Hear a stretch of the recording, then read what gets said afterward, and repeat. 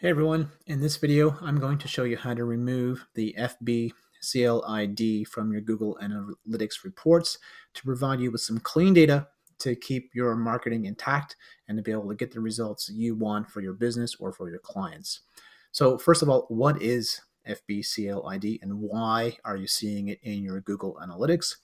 Basically, the FBCLID is a parameter that Facebook has placed on outbound links shared on Facebook.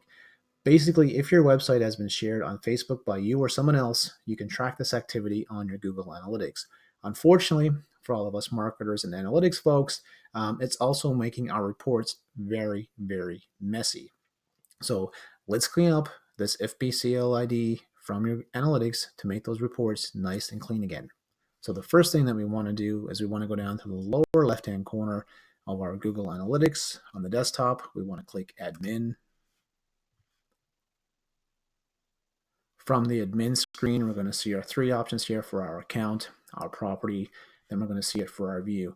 Now, for this particular example, I've already did the removal, the URL parameter removal on another view.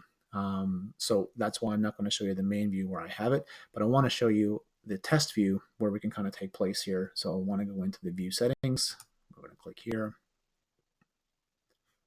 From the view settings, we're going to scroll all the way down to the exclude URL parameter, and we're just going to type in FBCLID.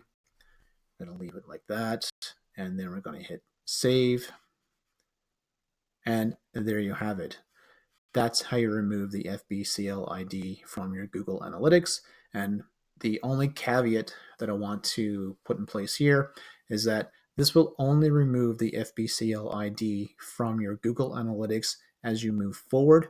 It's not retroactive, so any previous data that you would have with the FBCLID URL parameter that's been included will still exist up until the time that you've added this parameter to be excluded.